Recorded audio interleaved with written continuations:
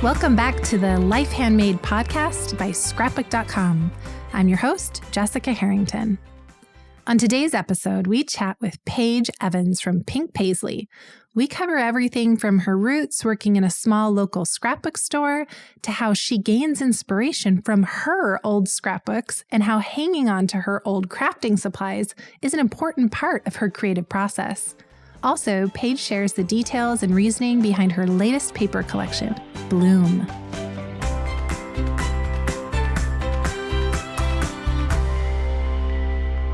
Paige is an incredibly talented designer and scrapbooker. She's also a world traveler, having been stationed in Germany and having the opportunity to travel to 43 countries while she was living in Europe with her family. She now lives with her husband and 2 children in Colorado. Scrapbooking is her passion, and we really feel like there is nothing that she can't do. She is a teacher at big picture classes. She's also on the Scrapbook and Cards Today design team. She makes and releases 10 new silhouette digital cut files every single week. And she has an Etsy shop on the side. So welcome, Paige. Thank you so much for having me. Yes, we are very pleased to have you here, and we're excited to visit a little bit with you today. So you've been in the industry practically your whole life, and what I mean by that is some people might know, and others maybe not, that you started working at a scrapbook store when you were only 16. So tell me a little bit about that first job at 16. That's right. So my loving parents, decided that when I turned 16, I needed to get a job. And I didn't fight them. I kind of wanted to make my own money, to spend. So my mom took me in her car and we just drove to downtown Redmond, Washington. It's about 20 minutes east of Seattle. And we just picked up applications from all these random places. I think a grocery store, a party city, I think even a Hallmark, which that could have been fun. But there was a scrapbooking store, which I kind of rolled my eyes at. But we walked in and they didn't even have any applications. They just wrote down my name and phone number. And a couple days later, they called me in for an interview. And me and the lady, we just clicked and I got the job. And I couldn't even work on Saturdays.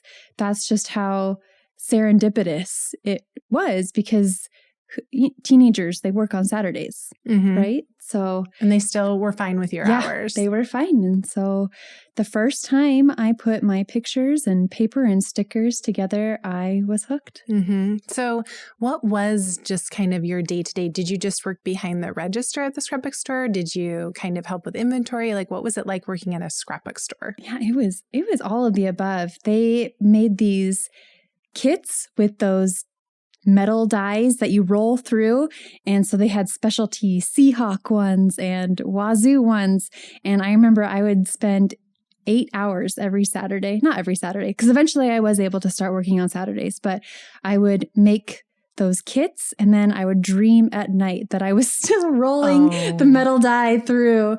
But it was fun. I fondly remember it. And then I actually eventually got to teach my own classes. Really? There. Yeah. So I was, 16, 17-year-old Paige teaching these card classes. So. Oh my goodness. Was that something new that they started when you showed an interest, or had they already been teaching classes locally? They were already classes. Okay. So when you think back to when you were young and 16 and working in a local scrapbook store, what's different now in the industry, or what do you miss or what do you not miss? How has it changed? I miss the local scrapbook stores. Yeah. It went out of business when I went away to college, and I just miss that intimate setting and the smell of the papers and the local crops. But when did they do the crops? Were they in the evening? Yes, so they would have crops from 6 to midnight. And I can't tell you the last time I stayed up till midnight. So, but yeah, it was, all these women with similar interests coming together and cropping and scrapbooking. And I actually got my best friend to work at the store too. So Saturday mornings, if we weren't working, we would still just come down and scrapbook together. Oh my goodness. Do you know if she still scrapbooks? I don't think so. Oh, yeah. She didn't adopt to the lifestyle fully, it sounds like. Awesome. Yeah, that would have been really fun to start at such a young age and have those memories. And I think that's funny that you mentioned you were still working when you were dreaming or sleeping. Yeah. I felt the same way. Just repetitive. You know, you just keep doing it in your sleep. We just had a sneak peek at your newest collection, Bloom Street, from Pink Paislee, and it has flowers, birds, butterflies, and a really soft rainbow color palette, which we see a lot in your scrapbook layouts and things like that. We always see that rainbow being emphasized. And you said on Instagram that all of the tiny details throughout the collection remind us to live a life in full bloom. So speak a little bit more about that. Like, what do you think of when you think someone is living their life in full bloom? I think it just means trying your best and not worrying about comparison. This generation is just so different from what I grew up with and all the social media that we have these days. So I try and not worry about that and just focus on me and what I'm doing, but also lifting fellow crafters up. And I hope by sharing the things that I love doing, it inspires people to take some time from their day and do what makes them happy, and so that they can live their life in full bloom. Right. I love that. So how do you, because we spoke a little bit about all of the things you do, including, being a designer with American Crafts and Pink Paislee and the Etsy store and the silhouette files. That is a lot of churning out designs, churning out inspirational things, as well as when you craft. How do you continue to come up with your inspiration? Where do you find it? So, what's funny is people ask me all the time, do you ever sleep? Mm-hmm. And I actually get between 9 and 10 hours of sleep every single night. And I think my brain needs it. Yeah. Do you know what I mean? Like, it just needs to turn off, because when I am awake, it's go, go, go. I wake up at 6 and I go to sleep at 9. And between those hours, it's you're fully bloomed. Yeah. I am going. And so as far as like inspiration, I love Pinterest. I love looking through Pinterest, but I'm also inspired by other crafters and just looking through Instagram, and I'll see a little something. I'll be like, oh, I wonder if I did it this way. And since I've been scrapbooking for so long, another place I turn to is just myself. I will go back through my older scrapbooks and see how they're kind of maybe a little outdated, but I'll see one technique and be like, I can try it this way. So it helps to have been doing this so long. Yeah, that's really interesting that you're able to look at your old self or in your old scrapbooks, and then there's the products and the techniques that were maybe older, and you can kind of you yourself turn it and make it cyclical. Yes, recycle. Yeah. What do you have any examples of something kind of older or outdated that you recently found that you kind of flipped on its head? How about like distressing or torn paper? Like that was all the rage a while ago. And then it was like, ooh, torn paper. And then now it's kind of back. It's a fun finishing touch to distress the edges of your papers or tear papers and layer them up. And you just get all those different forms of dimensions. So. Yeah. And I think that I agree. I remember when I made my own wedding invitations. Well, me and I, made sure that my mother and my sister had to help too. I kind of voluntold them. And there was all of the torn edges, and that was in 2006.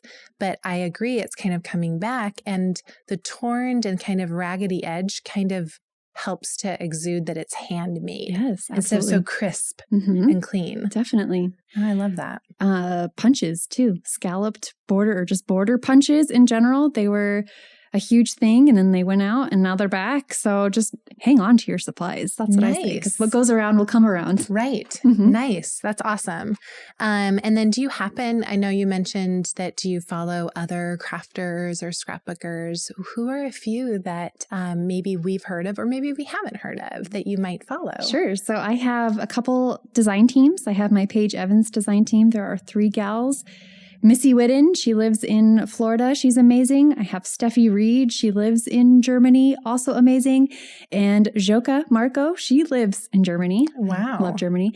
And so those three are on my Paige Evans design team. And then I have a cut file design team. So their focus is more on using my digital cut files. Okay. And I get new girls every 6 months to a year, and they're just all inspirational. There's just so many scrapbookers all over the world, and I love that it brings us together. So yeah, that is one of my favorite things about digital cut files because it's one thing, and I love to see how so many different people interpreted that one thing. Yes. It's addictive. I can't stop seeing how people keep creating with the same cut file. Right. Yeah.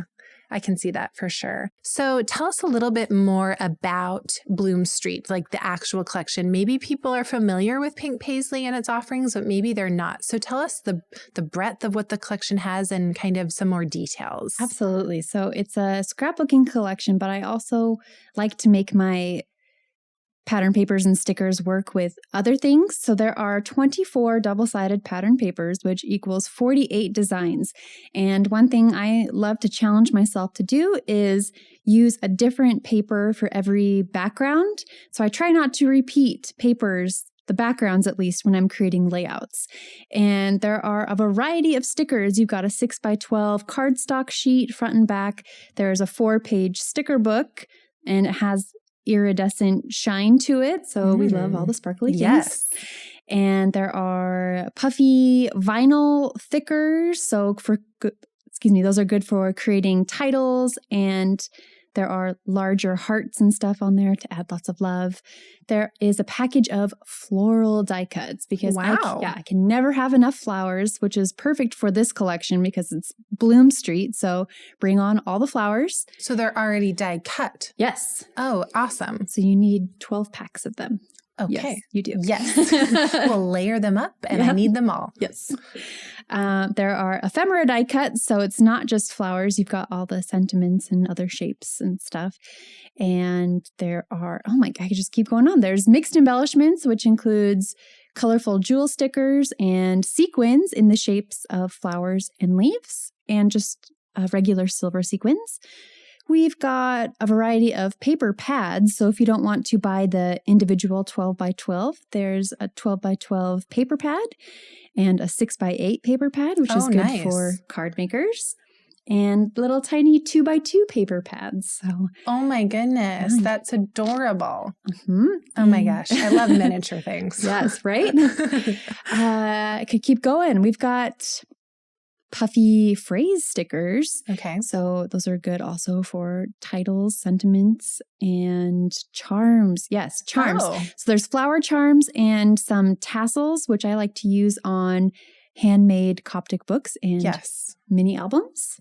And can you briefly explain what Coptic books are? Yes. I took a class in college, which was super hard to get into. It was like one of the most coveted classes. Really? So I don't think I was even signed up for it officially. I just showed up on the first day of class and she let me add it. So wow. Yes, it was lucky. And it's just a style of binding, and the binding is exposed. So you can see the strings, how it's all stitched together. And I love tying things into the binding as I'm sewing it together. So charms, buttons, tassels, even custom made charms made from puffy stickers, which you just punch a tiny hole in it and it becomes a charm.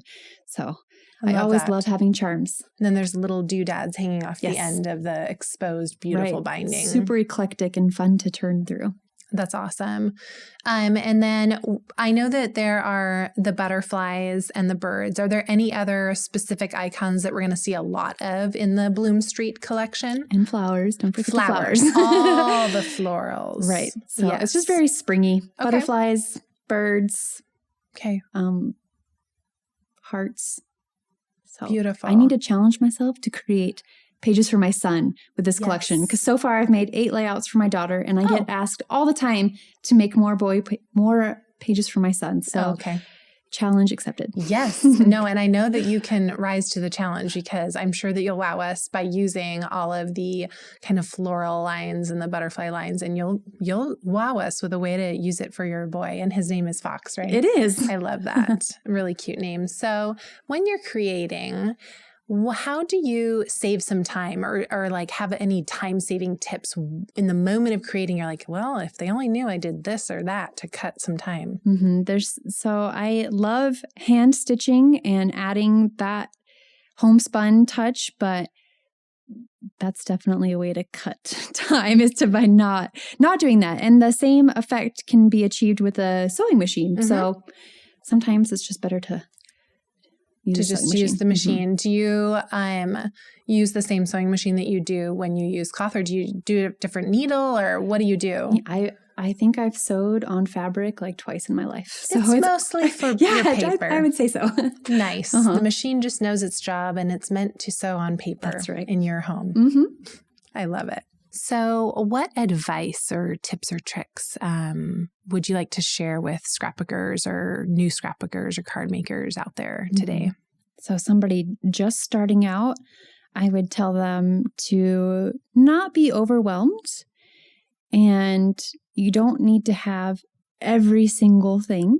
You can start with one collection and maybe even try scrap lifting. If you see something you love, you can recreate it, make it. And then if you feel comfortable doing that, then next time you can change something about it. And then slowly but surely you can develop your own style. I love that. Why do you think that people, because I hear that too, what do you think overwhelms people the most if they're just coming into this industry or they just fell into it? What do you think are the few things that overwhelm them the most? I just think the amount of stuff that there is. Right. Because it's in my natural tendencies to get one of everything. Like, for example, we collect Lego minifigures and they have these little blind bags and I want one of all of them, or when I was a child, I loved Littlest Pet Shops and I wanted all of them. So I can see how if you're just starting out, you want everything, but you don't need everything. So find your favorites and start from there. And if you stick with it, you can add more and more. Okay, so some of the things that we always love to ask our guests are things about handmade gifts and handmade items. So do you have something that comes to mind, something that's the most meaningful handmade gift that you've ever received from someone? I would say it's just a card. I recently just felt kind of down maybe, but then I got this card in the mail from just a scrapbooker saying thank you. I'm like about to cry because it was just so sweet, just taking 5 minutes to say thanks for putting your stuff out there. In general, just thank you for being you. So I don't know, just the way it was written too. She just used the most eloquent words and it just... And did it come as a surprise in the mail for you? That's so special that it was something as small as a card and it was recent. Yeah. And who knows if she knew, or she probably didn't, that you were going through that hard time. But isn't that beautiful how it can just show up in our lives at the time that we need it? Definitely. Well, on the other side of that question, what do you think is the most meaningful thing that you created with your hands that you've given as a gift? What's the thing that meant the most to you? That I've given? Probably I did my parents' wedding scrapbook. Wow. That was one of the first projects I did when I was working at that scrapbook store. They just had their pictures in one of those magnetic albums. Yes. With the yellow edges. And I took out all their pages and I would stay a couple extra hours at work and work on it on my own time. And then I just presented it to them and it was... I would want to redo it again right now, right? Because it was however many years ago, but I don't think it's about the way it looks. I think it is about the way that it makes them feel. Yes, I agree. And you were able, I'm glad that you saved those photos from the magnetic albums. So thank you. Yes. So another question that I have is, so you mentioned the punches coming back, but right now, what's the product that you just cannot live without? The one that is kind of like a buzz for you that you're using on all of your projects? Forever and always, it will always be pattern paper. Okay. Just in general. It doesn't matter the pattern, just pattern paper. The more the merrier. Love it. And you do exude those like colors in the items that you are creating. I love seeing, it's almost like I can see, that's what I love about you, because I feel like if you're in a museum and you don't see the artists and you're like, I recognize that as a Rembrandt, let's say. I can look at something and I just know. I'm like, that's a Paige. That's a Paige Evans. You just have that certain look, and that's artistry. Yeah. Thank you. I appreciate that. Well, we love it. And then one of our last questions for you, and I know that you said that you get asked this question a lot, like, do you ever sleep? And they kind of say it in a joking manner. And I heard you say, I get 9 to 10 hours. So do you have to set aside time to be creative, or would you say that while you're awake, it's on, like you're always creative? Do you have to plan time, schedule time? Because you're also a mom and you do other things. How do you make time to be creative?